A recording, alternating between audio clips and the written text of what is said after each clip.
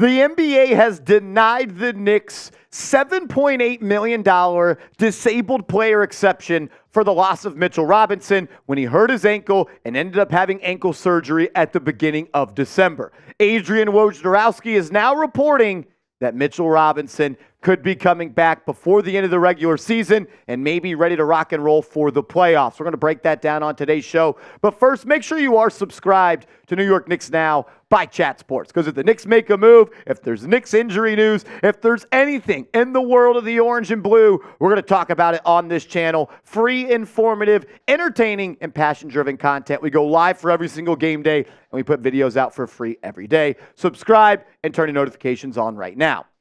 Alrighty, why did the disabled player exception not get approved by the NBA when it comes to Mitchell Robinson? Well, first, for the DPE to get approved, the NBA has their own doctors, and the way it works out is Robinson goes and gets checked out by those doctors. The Knicks doctors said he was going to be out for 8 to 10 weeks at the beginning of December 11th, and had that ankle surgery.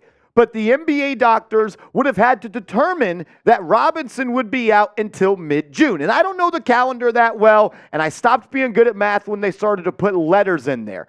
But December 10th and 11th, in 8 to 10 weeks, that does not equal mid-June. And Adrian Wojnarowski has reported that there is optimism that Mitchell Robinson can return from ankle surgery to play late in the regular season. Also, other reports are coming out from Fred Katz and all of the awesome Knicks beat reporters that Mitchell Robinson is scheduled to be reevaluated around mid-February following the December ankle surgery. December 11th, 8 to 10 weeks. That lines up in February. Playoffs don't start till April.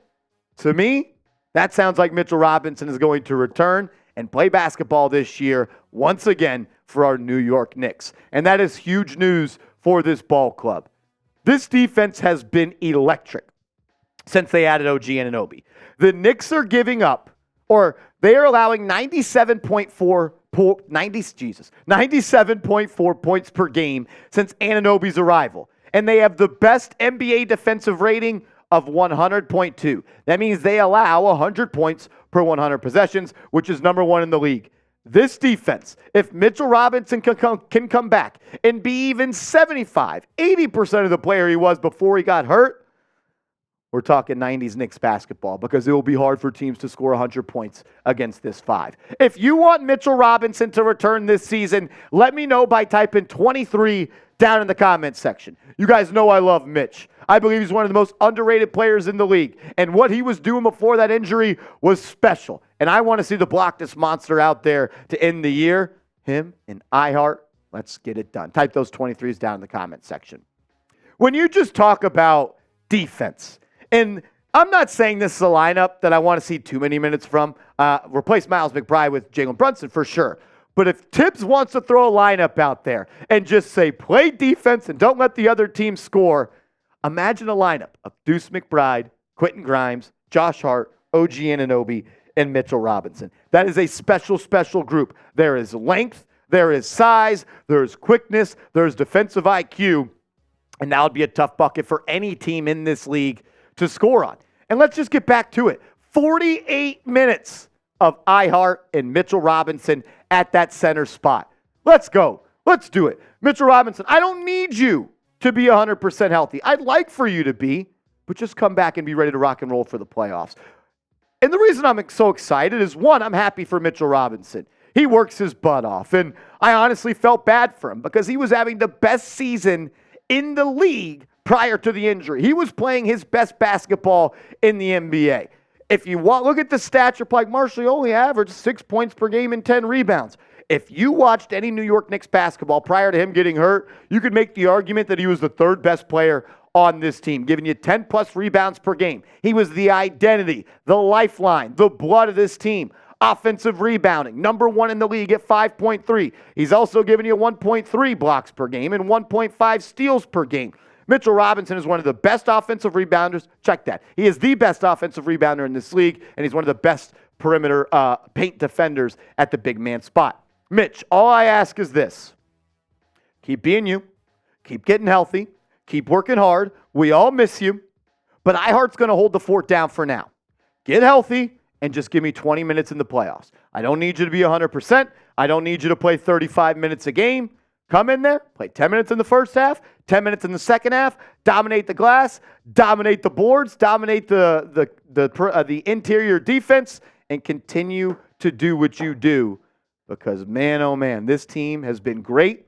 But once they get Mitchell Robinson back, they may be one of the best teams, not just in the East, but in the NBA. I have more thoughts about this coming up in a second. But first, you should go to chatsports.com/realknicks, chatsports.com/realknicks, because all the real ones have already gone there, and they've already got the Real One shirts. We're bringing them back. It's time to bring the Real One shirts back. We've got the vintage Knicks blue, and then we've got the new, the swaggy black and orange that you can get. Chatsports.com/realknicks. Get your shirt today. And if you get a shirt, put it on, take a picture, and send it to me on Twitter. It will put it on the show. Chatsports.com/realknicks.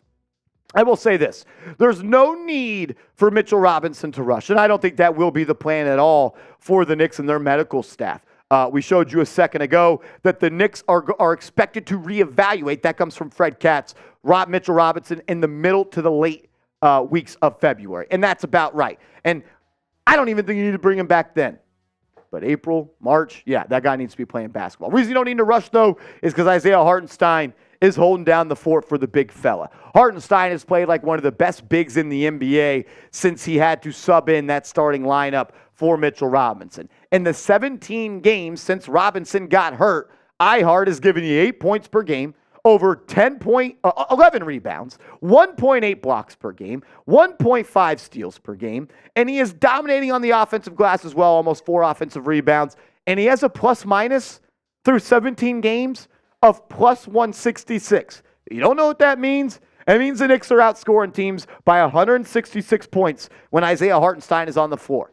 Nearly 10, almost 11 points per game a night. Teams are being outscored by the Knicks when he's on the floor. I will say this. It's a little bit of a yin and yang effect with Mitchell Robinson, and Mitchell Robinson and iHeart. And that's why I think they're such a good pairing at that center spot.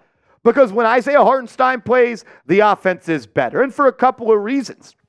When you pass the ball to Isaiah Hartenstein, he can make another pass. You can run your offense through him at the high post. He throws those backdoor passes to Donte DiVincenzo, OG Anunoby. I think the Knicks also play a little bit more fast on offense, and I think they're spread out as well because he doesn't hang out in the paint. When you throw the ball to Mitch, the possession may be done. And also, you have a threat of all 5 players on the floor when Hartenstein plays to at least put the biscuit in the basket. Not saying he's a guy that's going to light it up ever, but he is someone that can score around the basket. He's got that little push shot. End of the day, the Knicks are better with Mitch back, and I can't wait for it to happen. I want to talk about this, though, just to close the show.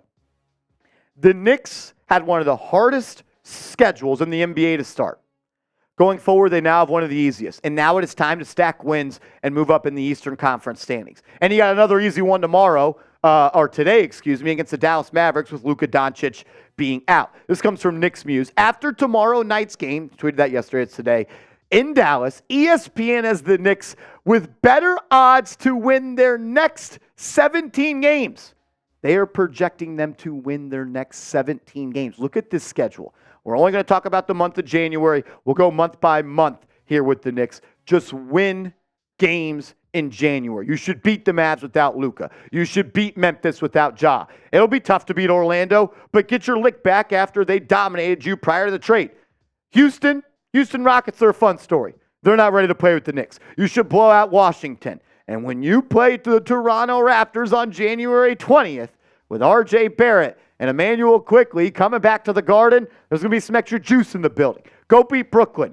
Denver will be tough. Miami will be tough, but you should beat Charlotte. You should beat Utah. The only 2 games that I'm not ready to pencil in as a win, check that 3 games, is Miami, Denver, and Toronto. Toronto, anything could happen. We're a better team than them. But the Knicks should finish January above in the standings than where they are right now. You talk about the Eastern Conference standings. The Boston Celtics are at number 1 when it comes to 28-8. The Milwaukee Bucks are 25-12, same loss number as Philadelphia, 23-12. And then you got the Knicks, just 1 loss behind the Philadelphia 76ers. And then a lot of teams from the 4th seed to the 8th seed with about 21, 22 wins. And you got the Sixers as well with 23 wins. It is really tight in the East, and every game is going to be important. The matchups, the tiebreakers, and getting ready for the playoffs. is going to be important. The Knicks got to kick it into gear here. They continue to do so. They've won 5 games in a row. Let's make it 6-0 with a win against the Mavericks tonight. What seed do you think the Knicks are going to be in the Eastern Conference when the season is over? Predict it for me right now. They sit in the 4th spot, got a relatively easy schedule. I'm curious what you got to say. For me, I think the Knicks are going to finish with the 3rd seed in the East. I think the Sixers will finish with the 4th. I think the Heat will finish with the 5th. And I think Orlando will slide down to the 6th. And I can see the Knicks and the Magic matching up in that 3-6 series.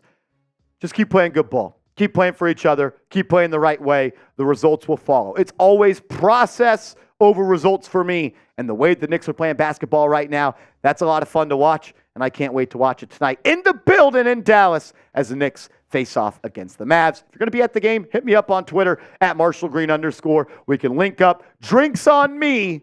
So show up, show out, and let's go Knicks.